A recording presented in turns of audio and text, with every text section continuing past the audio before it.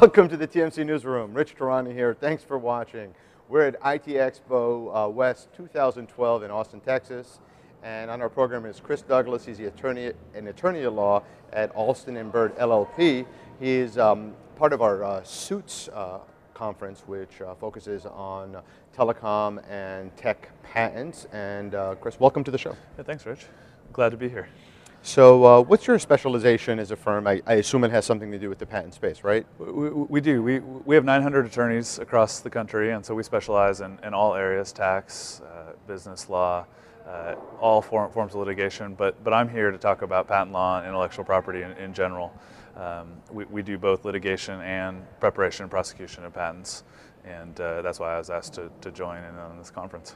Well, we're thrilled to have you here, and I'll tell you, one of the most interesting things in my career in covering communications and technology for the past decade plus, couple decades plus, is we seem to be writing more now about patents than we do about technology in the trade press, and it's so important, and especially mobile patents. I'm wondering, do you have any thoughts on what's happening there?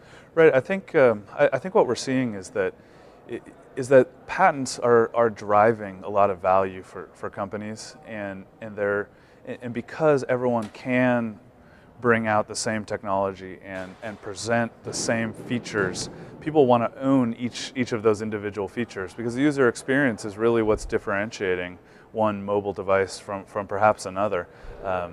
The quality of the camera may not drive purchases as much as how a phone is unlocked or the user experience.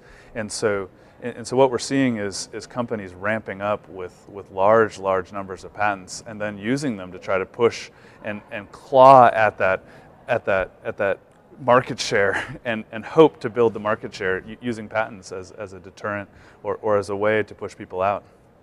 Now, the concept of mutually assured destruction is one that I brought up a while back, years ago, because I didn't think really large tech companies could successfully sue one another, only because the patent portfolios of these companies are so deep that if they started to go down that rabbit hole, they would never be able to claw their way back. That's what I thought. Right. And obviously, that's not the case. In the last couple of years, we've seen some of the largest companies go after each other. So what's happening there? Right. It's really interesting, because some of the largest companies in the mobile telecom space weren't in the mobile telecom space 3 years ago, 4 years ago, right. 5 years ago, and so you have companies who were in the mobile telecom space that have been pushed out almost, and you have new companies rising, the Apples and Googles of the world, who that wasn't their traditional models, being in the telecom space.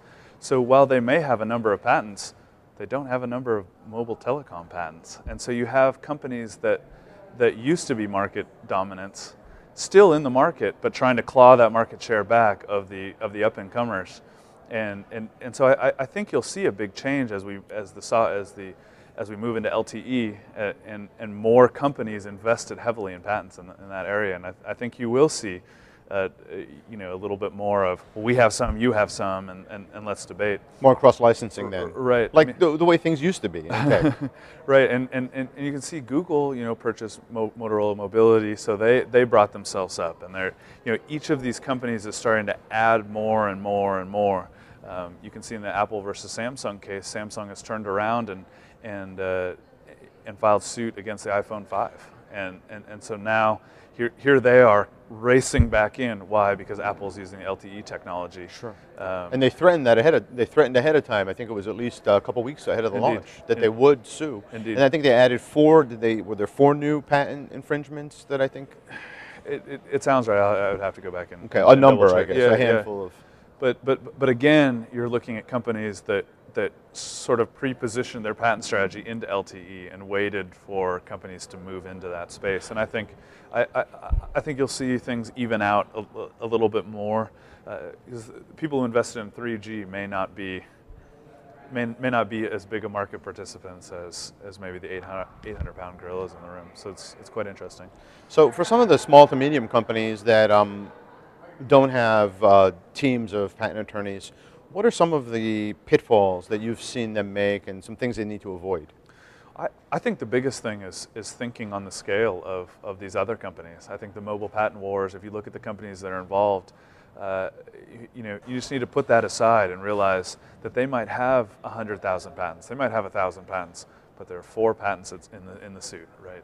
And so for a small to medium sized company, you don't need to be scared away, oh, I need to have 100 patents. You need to think about, what are my 1, 2 patents? How can I protect my sales? How can I protect my devices?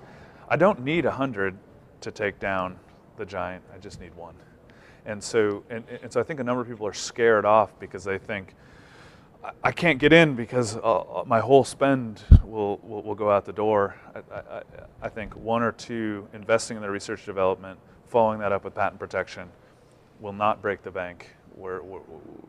And allow them to be a participant and allow them to then defend themselves. Now there's another group of companies that rely on patents to generate revenue exclusively, and right. They're referred to potentially, depending on who you talk to, as maybe patent trolls, right. or I guess that's the most common term.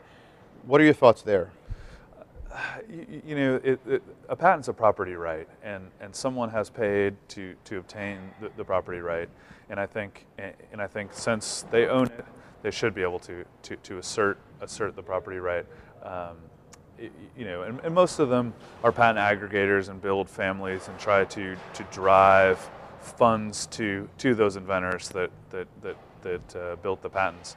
So I don't know that patents as a business model alone, just for someone's personal wealth, is what our system needs to continue to support. And I think the changes in the law have helped curb that.